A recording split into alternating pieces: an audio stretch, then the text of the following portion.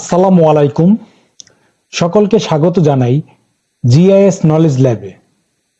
আজ আমরা শিখব কিভাবে একটি শেপ ফাইলের মধ্যবিন্দু অর্থাৎ সেন্ট্রাল পয়েন্ট তৈরি করা যায়। এ লক্ষ্যে সর্বপ্রথম আমরা আর্ক ম্যাপ ওপেন করব। এই আর্ক ম্যাপ ওপেন করার পর এখানে আমাদের স্টাডি এরিয়া ম্যাপ যুক্ত করব।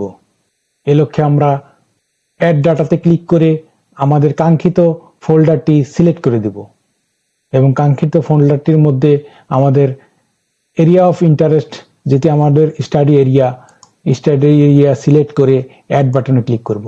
তবেই আমাদের কাঙ্ক্ষিত স্টাডি এরিয়াটি এখানে ওপেন হবে। এই স্টাডি এরিয়ার মধ্যে আমাদের 8টি জেলা রয়েছে। এই জেলাগুলোর মধ্যবিন্দু অর্থাৎ সেন্ট্রাল পয়েন্ট নির্ণয় করতে হবে।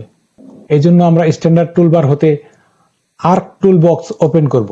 আর্ক টুল বক্স ওপেন করার পর আমরা ডাটা ম্যানেজমেন্ট টুলসে ক্লিক করে আমরা ফিচার্সে ক্লিক করব। ফিচার্সে গিয়ে আমরা ফিচার্স টু পয়েন্টস এ ক্লিক করব। তখন একটি features to point dialog box আসবে।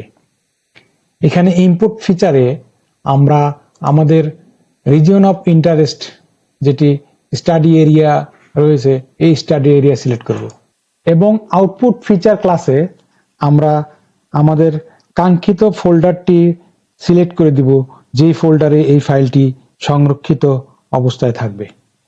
এই জন্য আমরা ব্রাউজ মেনুতে ক্লিক করে আমরা আমাদের কাঙ্ক্ষিত ফোল্ডারটি সিলেক্ট করে দিয়ে ফোল্ডারের নাম পয়েন্ট দিয়ে সেভ বাটনে ক্লিক করব এবং ওকে বাটনে ক্লিক করলেই আমাদের কাঙ্ক্ষিত পয়েন্টগুলো এই ইন্টারফেসে দেখা যাবে। এখানে আমরা table of contents A points নামে নতুন একটি শেপ ফাইল দেখতে পাবো।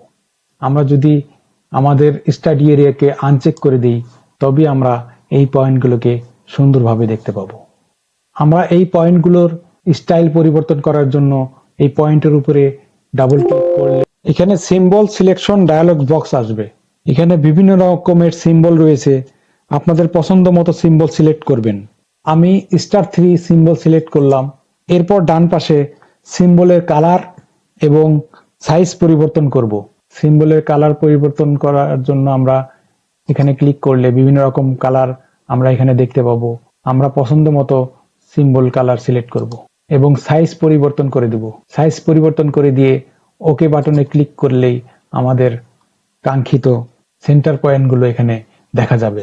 এরপর আমরা পয়েন্ট শেপ ফাইলে গিয়ে প্রপার্টিসে যাব এবং প্রপার্টিস থেকে আমরা লেবেল ট্যাবে ক্লিক করে লেবেল ফিল্ডে গিয়ে আমরা নেম টু সিলেক্ট করে দিয়ে টেক্সট স্টাইলটি পরিবর্তন করব।